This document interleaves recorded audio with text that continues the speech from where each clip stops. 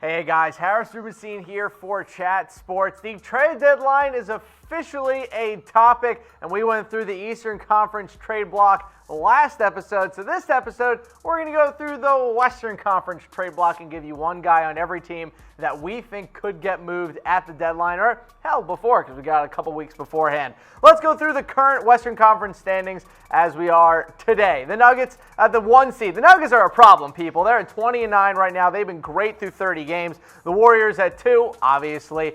After that, we have the Lakers and the Trailblazers at 4 and 5, with the Thunder taking over the 3 seed right now. Paul George probably putting up his best regular season to date so far. He's been spectacular. Got the Spurs, the Pelicans, and the T-Wolves rounding out the rest of, the Clippers, the Mavericks, and the Grizzlies rounding out the rest of the Western Conference playoff hunt right now.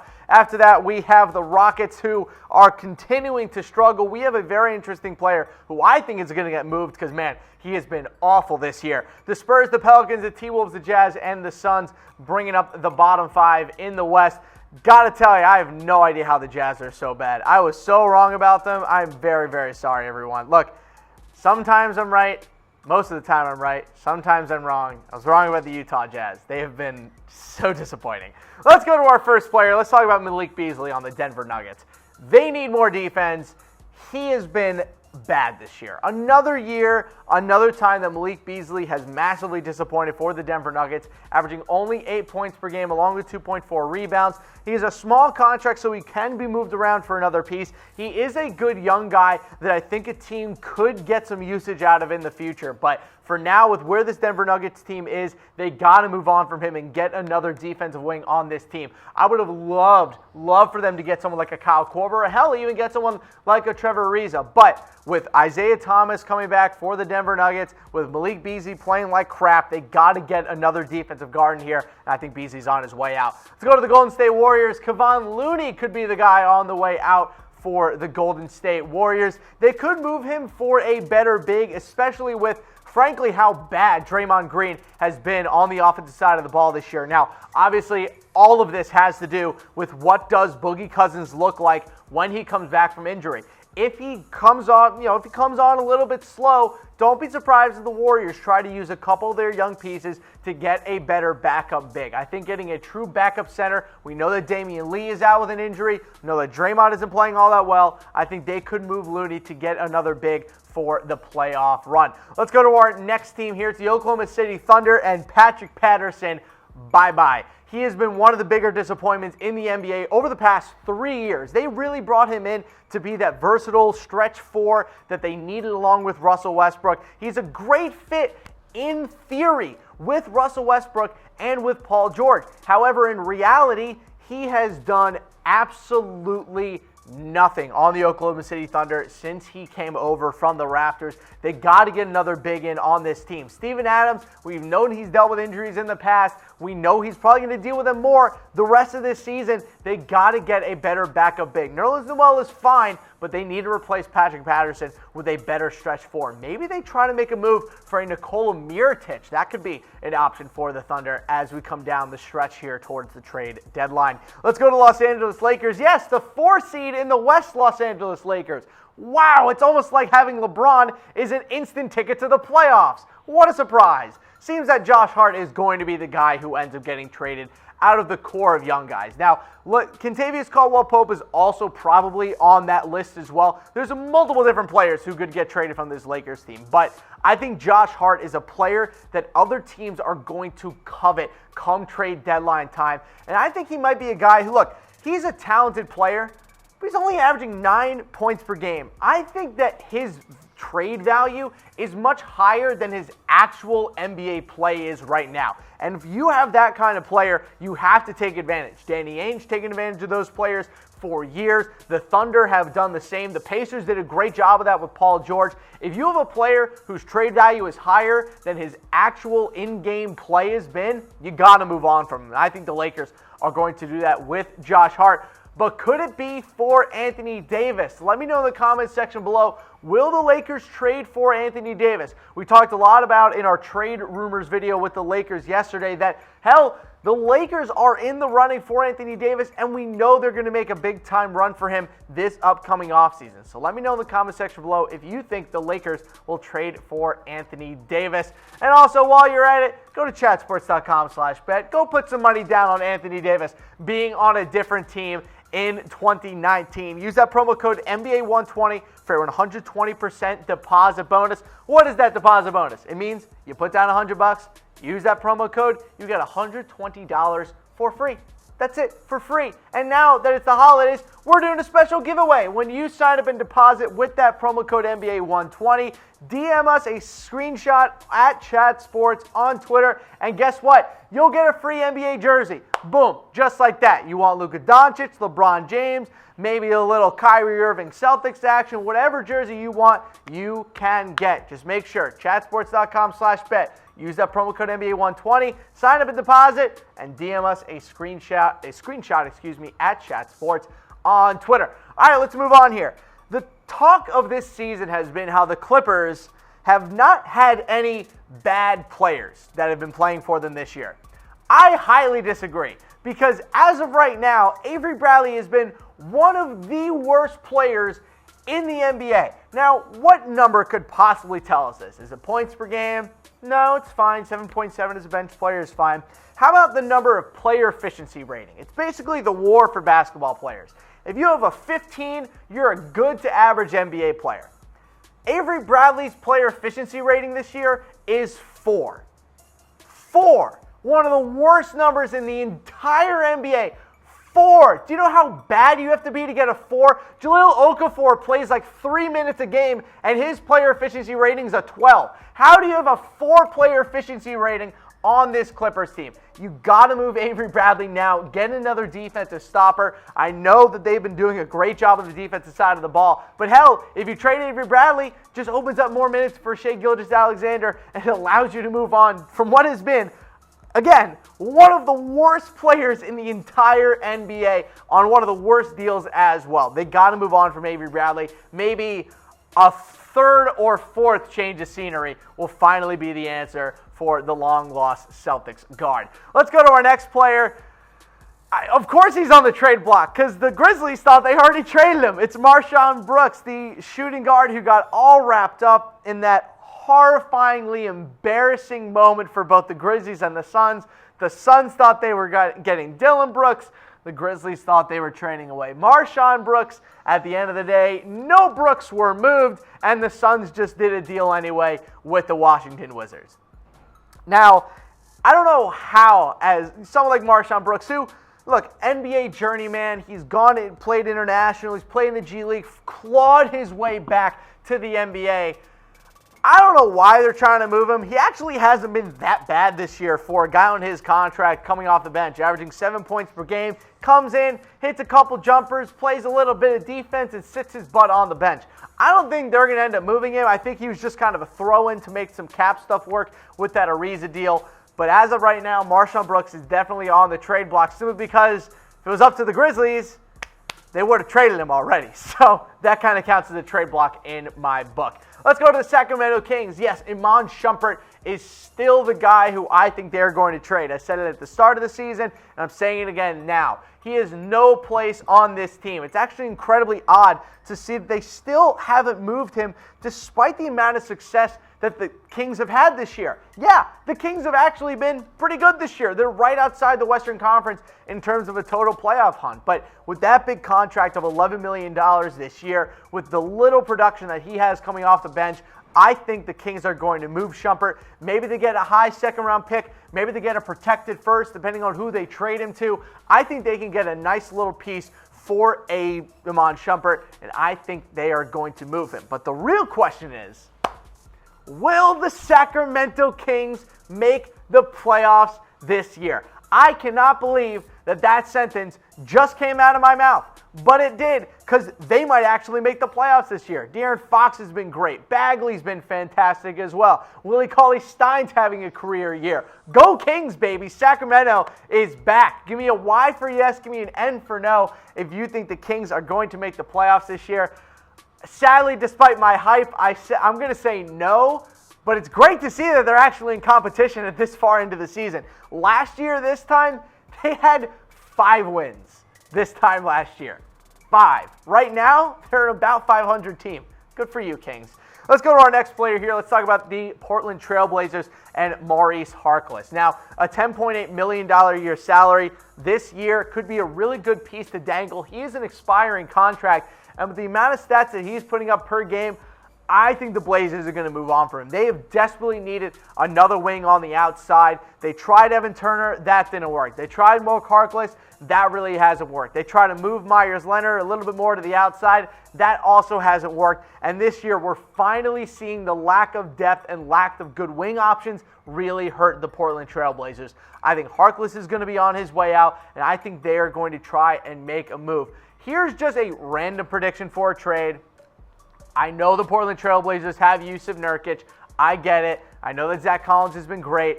Nikola Vucevic could actually be a really good fit for this Portland Trailblazers team. He could be a really good fit for just about anyone, but with the amount of stuff he can do down low on the block, I think actually matching him up with Nurkic could be a really good 1-2 combo, with the other 1-2 combo with Damian Lillard and CJ McCollum. But either way, Maurice Harkless, I think he's on his way out. Let's talk about the Dallas Mavericks, who...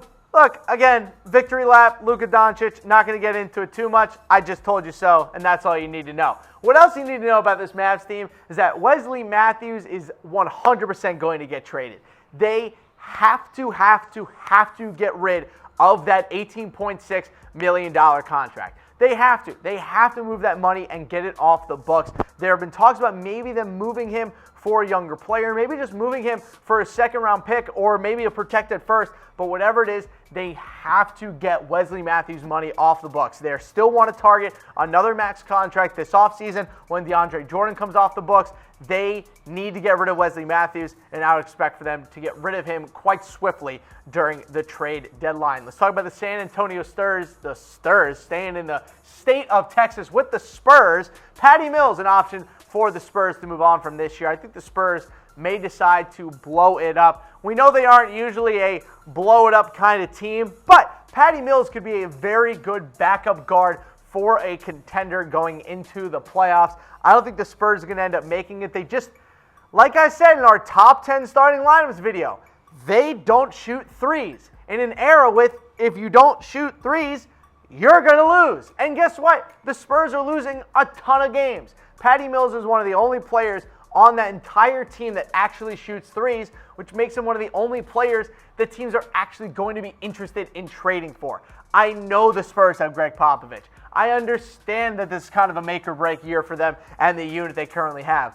But, unfortunately, Patty Mills could be a good player to trade away, seeing as they have DeJounte Murray and Lonnie Walker as young players at that point guard spot. So maybe Patty Mills ends up on his way out. All right, let's go to our next player here. Coming off Patty Mills, let's talk about Eric Gordon, the shooting guard for the Rockets, who has been bad. He has been real bad this year. I'm talking shooting 35% from the floor. His three-point shooting percentage is way down. Field goal percentage, way down. Player efficiency rating, way down. Points per game, assists per game, down, down, down. Eric Gordon has been bad this year, and it's time for them to move on from him and try to bring in some fresh shooters on the outside. You can get a nice player for Eric Gordon if you move him in the right deal. Now, I know the Rockets were trying to go after Trevor Ariza and did fail there, and I know that Eric Gordon was such a huge part of their success last year. But this Rockets team cannot afford to wait much longer and keep Eric Gordon playing like he is. Because again, he has been one of the worst shooters on the entire team, on a team who, remember, their entire game plan is to outshoot you. Eric Gordon is shooting 36.8% from the floor. He's shooting under 30% from three. His player efficiency rating right now, 9. What do we say about Austin Rivers at 4? Now we're at 9. Not quite double digits, but still pretty terrible. Let me know in the comment section below, will the Rockets make it back to the Western Conference Finals? They're going to need one hell of a miracle in order to get back to the Western Conference Finals. I say no. I've said it since the start. I thought it was going to be the Utah Jazz. I'm probably going to be wrong about that. So what about the Houston Rockets? Maybe the Houston Rockets could end up in the Western Conference Finals. Who knows as of right now, because the rest of the Western Conference is an absolute buzzsaw. Let's go through those rest of the Western Conference odds right now, given to us by BetDSI. Warriors still on top at minus 303. The Rockets are at second, somehow at plus 750. You got the Lakers at plus 1,300, tied there with the Thunder. And then last but not least, we have the Nuggets at plus 2,800. If you see those odds and are screaming that you want to put money down at the Nuggets at plus 2,800, there's only one place to go and one way to make money this sports season.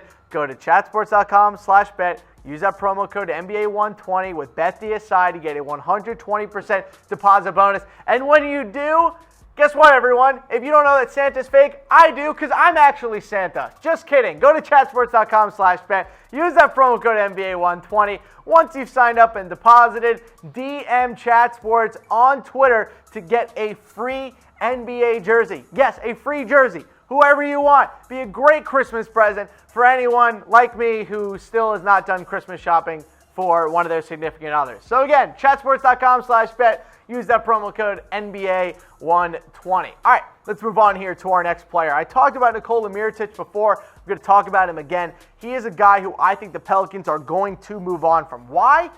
Well, they already offered him in a trade for Jimmy Butler. We know they packaged him along with their first-round pick from this year for Jimmy Butler. Got turned down probably smartly by the Minnesota Timberwolves in order to get Robert Covington, Dario Saric, as well as others.